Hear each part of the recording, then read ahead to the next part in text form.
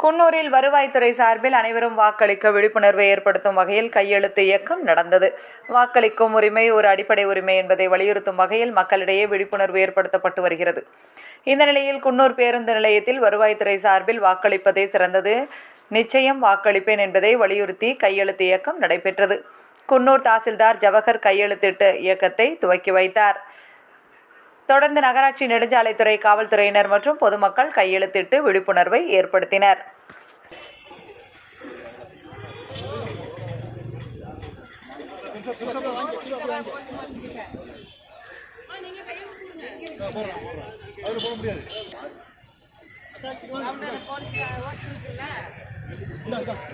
அங்க வரணுமா எல்லாரும்? எல்லாம் வந்தாதான் வருவீங்களா? வாங்க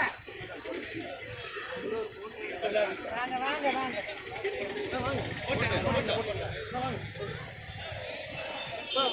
நீங்க 2 பேரும் வாங்கப்பா. போட்டோ